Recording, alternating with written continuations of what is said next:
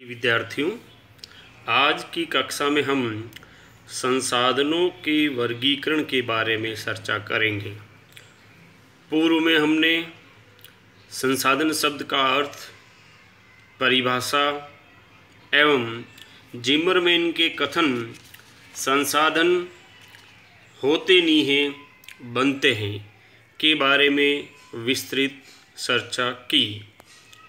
आज हम पढ़ेंगे कि संसाधनों का वर्गीकरण किस किस विद्वान ने किन आधारों को प्रमुख मानते हुए किया है।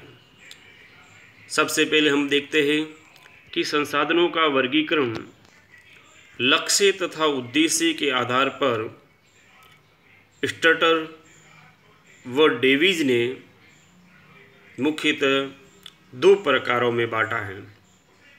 पहला प्राकृतिक संसाधन व दूसरा मानव संसाधन। डेविज व स्ट्रजर ने प्राकृतिक संसाधनों में भूमि, मिट्टी, खनिज, वन एवं घास, जीव जंतु, जल आदि को सम्मिलित किया है। ये सभी संसाधन प्राकृतिक प्रदत्त होते हैं, इसलिए इन्हें प्राकृतिक संसाधन कहा जाता है। दूसरा है मानव संसाधन। इनमें मुख्यतः मानव संसाधन को हम मात्रात्मक व गुणात्मक दो भागों में बांट सकते हैं।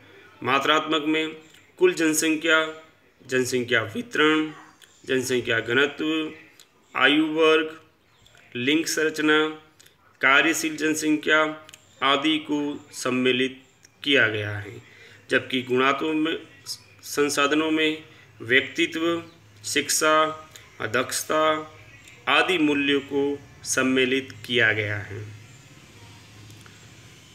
आगे हम देखते हैं जी.टी. रेनर ने मुख्यतः संसाधनों की उपलब्धता के आधार पर दो भागों में या दो वर्गों में बांटा है।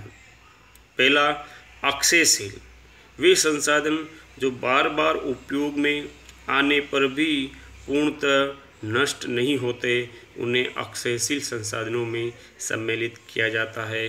उदाहरण में हम देखें तो सौर ऊर्जा, जल इत्यादि।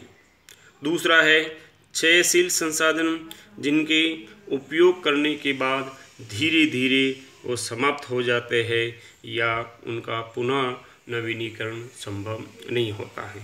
आगे हम देखते हैं कि ओवेन ने भी 1971 में संसाधनों का वर्गीकरण दिया है।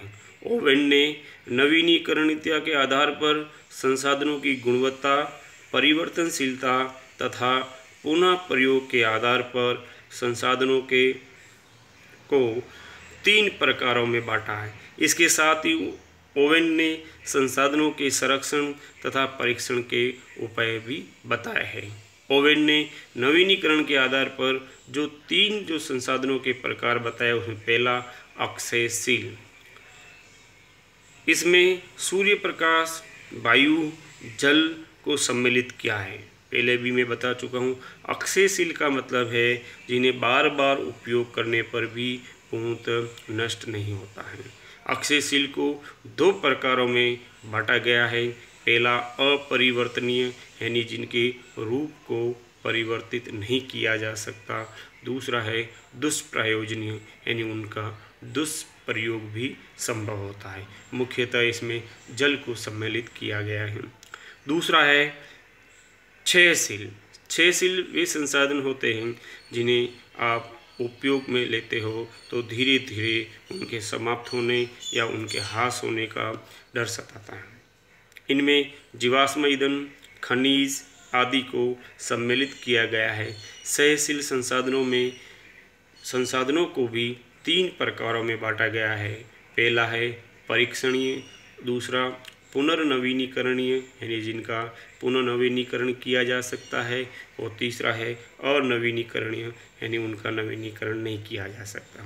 परीक्षणीय में वन, वन्य जीवन और मिट्टी की उर्वरता को रखा गया है, जबकि पुनर्नवीनीकरण में पादप, जीव जंतु, मिट्टी की उर्वरता आदि को सम्मिलित किया गया है, क्योंकि जीव जंतु, मिट्टी की उर्वरता और पादप, इनका पुनः नवीनीकरण किया जा सकता है।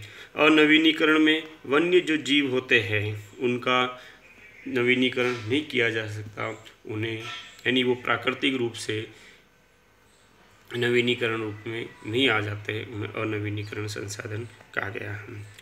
तीसरा जो संसाधन है अपरीक्षणीय संसाधन, इन्हें भी दो प्रकारों में बांटा गया है, पुनः प्रयोजनीय व पुनः अप्रयोजनीय। यानी इसमें अधिकांशतः खनिजों को सम्मिलित किया गया है। यानी पुनः प्रयोजनीय यानी उनका बार बार उपयोग किया जा सकता है, और पुनः अप्रयोजनीय यानी जिनका उपयोग पुनः नहीं किया जा सकता। पुनः प्रयोजनीय में मूल्यवान पत्थर, हीरे, जवाहरात आदि को सम्मिलित किया जाता है, और जो जीवाश्म जो खनिज है जैसे कोयला, पेट्रोल, गैस आदि को अप्रयोजनीय या पुनः अप्रयोजनीय में सम्मिलित किया जाता है। इस प्रकार हम देखते हैं कि लक्ष्य व उद्देश्यों के आधार पर स्टर्जर व डेविज ने दो प्रकार बताए हैं। जी.टी. रेनर ने संसाधनों की उपलब्धता के आधार पर 3 प्रकारों में बांटा है, तो ओवेन ने नवीनीकरणता के आधार पर संसाधनों को 3 प्रकारों में बांटा है। धन्यवाद।